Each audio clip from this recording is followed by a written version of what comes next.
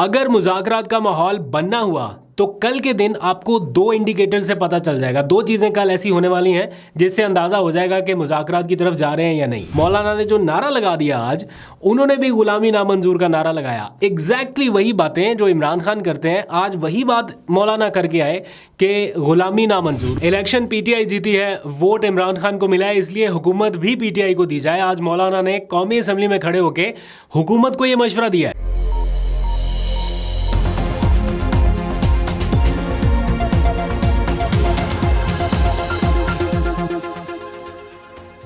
बिस्मिल्लाहिर्रहमानिर्रहीम, अस्सलाम वालेकुम। पाकिस्तान और दुनिया भर में देखने और सुनने वालों को अब्दुल कादिर का सलाम।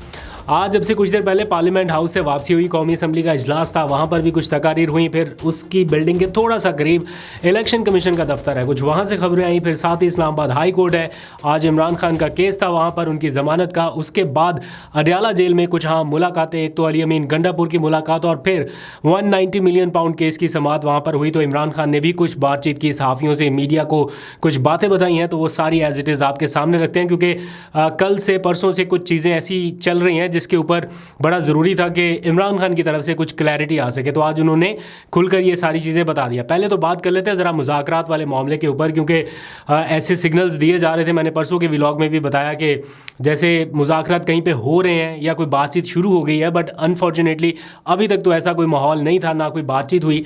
तो क्लैरिटी थोड़ी सी बाकी थी कि क्या कहीं पे कोई बातचीत शुरू हो चुकी है जो इस तरह का माहौल बनाया जा रहा है, या आवाम की जहन साजी की जा रही है कि कहीं पे कोई बातचीत इस टाइम बैकडोर हो रही है, या फिर कोई दोनों अतराफ से कोई ऐसे सिग्नल्स दिए जा रहे हैं कि चलें बहुत हो गया, अब बातचीत करते हैं।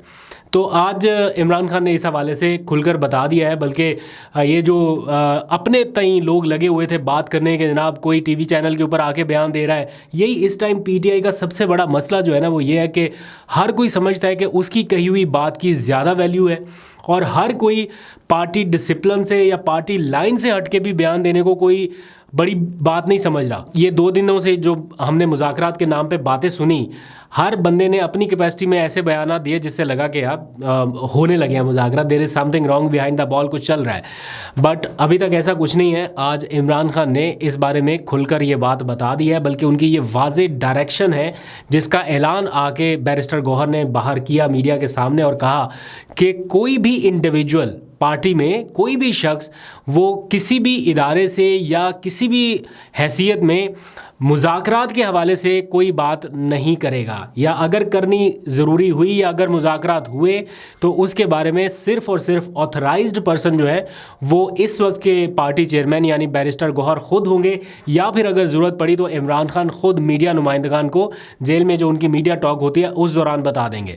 आज इमरान खान ने सहाफ़ियों से बातचीत करते हुए बड़ा क्लियर बताया है कि एट द मोमेंट कोई मुज़ाकरात नहीं हो रहे, लेकिन उनकी एक कमेटी मौजूद है जिसमें 3 नाम उन्होंने बताया कि अगर कोई बातचीत हुई तो ये 3 लोग होंगे जो बात कर सकते हैं। उनमें अली अमीन गंडापुर, ऑब्वियसली चूँकि वो एक सूबे के वज़ीर आला है और उनका एक तरह से स्टेट प्रोटोकॉल उनके पास मौजूद है, स्टेट टू स्टेट वो बात करने की पोजीशन में है। तो सबसे पहले अली अमीन गंडापुर, फिर उमर अयूब जिन्हें उन्होंने वज़ीर आज़म नामज़द किया था अपनी पार्टी की तरफ से, यानी वज़ीर आज़म के ओहदे के लिए।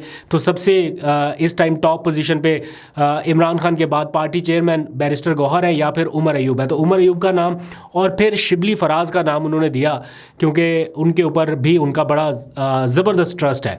तो ये 3 लोग हैं जिनका नाम आज इमरान खान ने फाइनल किया कि इन केस अगर कोई बातचीत हुई, इनिशिएट भी हुई या करना भी हुआ, तो ये 3 लोग करेंगे। दैट डजंट मीन कि अभी बातचीत शुरू हो गई है या इमरान खान ने कोई कंप्रोमाइज़ किया है या वो कहीं पे सिग्नलिंग कर रहे हैं कि जनाब बस बहुत हो गया, आप मुज़ाकरात करें, जान छोड़े। कोई इस तरह का भी कोई सीन नहीं। अभी तक वो अपने उसूली मौक़िफ़ और पोजीशन पर डटे हुए हैं। मैं आपको 2 इंडिकेटर्स बता देता हूँ, ज़हन में रखिएगा। अगर मुज़ाकरात होने हैं इन फ्यूचर या दोनों तरफ से ये जहन बन चुका है कि अब मुज़ाकरात की तरफ बढ़ना है, तो आपको 2 इंडिकेटर से पता चल जाएगा कि हाँ कुछ हो रहा है, कुछ पॉजिटिव हो रहा है। वो कल दोनों एक्टिविटीज़ कल होने जा रही हैं। नंबर 1, अली अमीन गंडापुर को बुलाया गया है इलेक्शन कमीशन में उनके केस की समाअत के लिए, यानी एक केस है कि उनको ओहदे से हटा दिया जाए या उनको नाअहल कर दिया जाए, और उसके लिए इलेक्शन कमीशन ने उन्हें नोटिस जारी करके ज़ाती हैसियत में बुलाया। कल उसकी समाअत होनी है। और दूसरा जो मामला है वो पीटीआई के इंटर पार्टी इलेक्शन के हवाले से है, उसके लिए भी नोटिस कल के लिए जारी हो चुका है। तो कल होने वाली पेशरफ्त, यानी कल ही तो कोई दोनों में से डिसीजन नहीं होने, लेकिन पता चल जाएगा कि इलेक्शन कमीशन का मूड क्या है। इलेक्शन कमीशन भी कोई इतना इंडिपेंडेंट नहीं है कि सारा कुछ वो अपने तौर पे डिसीजन ले ले। तो उनके जो इक़दाम होंगे उनसे ये पता चल सकेगा कि क्या मुज़ाकरात का माहौल बन रहा है या फिर मज़ीद महाजराई की तरफ मामला जा रहा है। अगर तो इंटर पार्टी इलेक्शन एक्सेप्ट हो गए या अली अमीन गंडापुर के ख़िलाफ़ मज़ीद कोई सख्त कार्रवाई ना हुई तो दैट मीन्स के कुछ मामला कूल डाउन हो रहे हैं।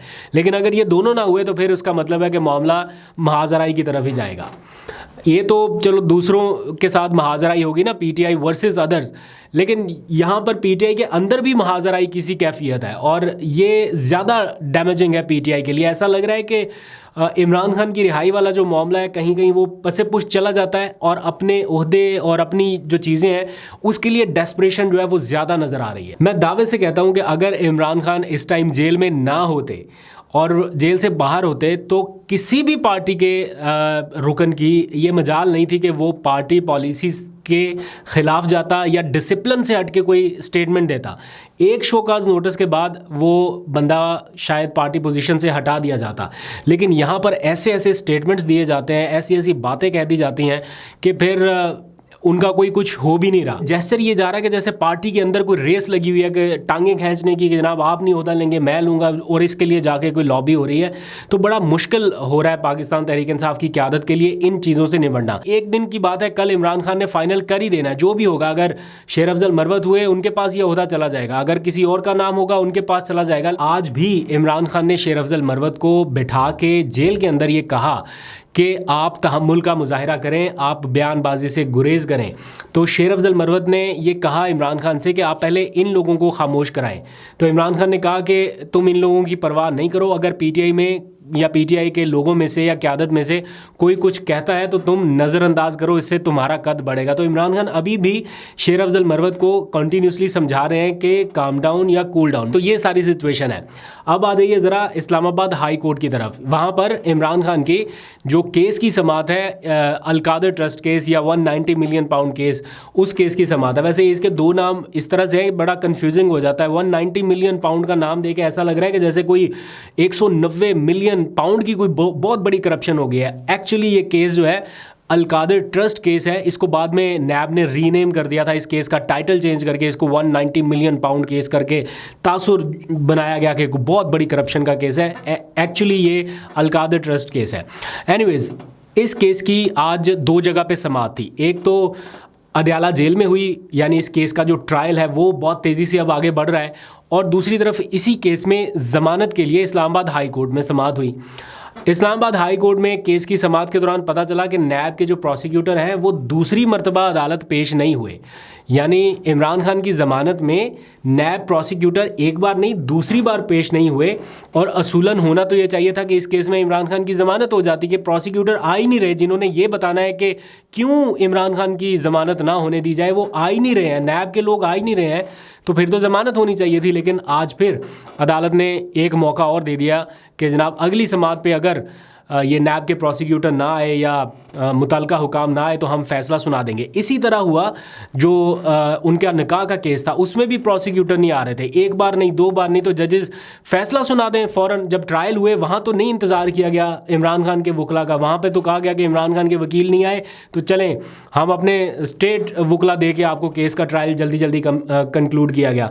और यहाँ पर एक पेशी, फिर दूसरी पेशी, फिर तीसरी पेशी, ऐसे इंतज़ार किया जा रहा है, और एक बेगुनाह शख्स जो है वो जेल में पड़ा हुआ है कि जनाब प्रोसिक्यूटर साहब आएंगे तो केस की समाअत होगी, तो पता चलेगा कि उन्हें जमानत मिल सकती है या नहीं मिल सकती। और मीनवाइल आप ये दोनों चीज़ें देखिएगा, एक तरफ अडयाला जेल में उनका जो ट्रायल है वो तेज़ी से आगे बढ़ रहा है, और दूसरी तरफ उनका ज़मानत का जो मामला है वो उतना ही सुस्त है। तो लोग फिर क्वेश्चन उठाते हैं कि जब वहाँ पे सज़ा हो जाएगी क्या तब यहाँ पे ज़मानत मिलेगी? फिर उस ज़मानत का फ़ायदा ही कोई नहीं रह जाएगा कि अब तो सज़ा हो गई। तो ये चीज़ें जो है उनकी तरफ देखने की ज़रूरत है। अब आ जाइए एक और अहम अपडेट की तरफ, जो कि कौमी असम्बली से अब से कुछ देर पहले मैं देख के आया। मौलाना फजलुर रहमान आज आए, कौमी असम्बली के ऐवान में शिरकत की, उन्होंने ख़िताब किया, और अपने कोई 12-13 मिनट के ख़िताब में बड़ी उन्होंने जारहाना बातें की और बड़ा सख्त एक पैगाम दिया, और साथ ही उन्होंने ये मुतालबा किया हुकूमत वक्त से कि आओ हमारे साथ बाहर आओ, आवाम में निकलते हैं। अगर सच में आपके पास मैंडेट नहीं है या तहरीक इंसाफ इस ऐवान की सबसे बड़ी जमात है तो हुकूमत उन्हें दे दें, हुकूमत उनके हवाले करें। वोट खान का है, हुकूमत पीटीआई की है, दें उनको। वो कहते हैं हो सकता है मेरी बातें बुरी लगें कुछ लोगों को या अहमकाना लगें, लेकिन अभी भी वक्त है। और फिर मौलाना ने जो नारा लगा दिया आज, उन्होंने भी गुलामी नामंजूर का नारा लगाया। एग्जैक्टली वही बातें जो इमरान खान करते हैं, आज वही बात मौलाना करके आए कि गुलामी नामंजूर। उन्होंने कहा हम इस गुलामी के साथ नहीं चल सकते और हम अब मिलियन मार्च की तरफ निकल रहे हैं। और 2 मई को कराची में और 9 मई को, तारीख भी देखें, 9 मई को ही उन्होंने पेशावर में भी मिलियन मार्च का ऐलान कर दिया और कहा कि हमें रोका ना जाए, और अगर किसी ने रोकने की कोशिश की तो फिर आगे और भी उन्होंने बातें की कि ये अच्छा नहीं होगा। तो जो खैबर पख्तूनख्वा के वज़ीर आला हैं अली अमीन गंडापुर, उनकी भी ये ख्वाहिश है कि वो 9 मई की तारीख को ही अपने होम टाउन में DI खान में एक बड़ा जलसा करें।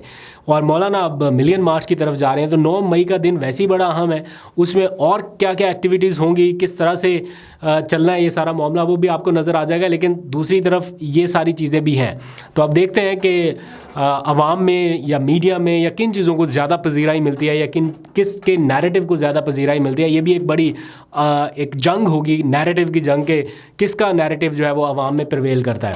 अभी तक तो इमरान खान का नैरेटिव बिक रहा है और इसीलिए सारे उसी की लाइन में आ गए हैं और सब के सब ये सोच रहे हैं कि कहीं ना कहीं उसकी बात अवाम के दिल में घर कर रही है। तो सारे लोग जो है वो अब उसकी मिसालें या उसके एग्जांपल्स दे रहे हैं और कायल करने की कोशिश कर रहे हैं कि मान रहे हैं, तस्लीम कर रहे हैं कि हमारा बयानिया नहीं बिका, लोगों ने हमें नहीं उस तरह से सराहा जिस तरह से इमरान खान को सराहा गया है। जाते जाते एक अहम खबर आज इस्लामाबाद हाई कोर्ट से और आई कि जस्टिस बाबर सत्तार ने ऑडियो लीक्स का जो केस था, उस केस में जिन्होंने ये दरख्वास्त दायर की थी पैमरा ने और पैमरा के हुकाम ने कि जनाब बाबर सत्तार जो है वो इस केस को ना सुने, उन्होंने इस दरख्वास्त को ना सिर्फ मुस्तरद किया है बल्कि 5 लाख रुपए का जुर्माना भी आयद किया। बहुत सख्त और सॉलिड स्टैंड उन्होंने लिया है।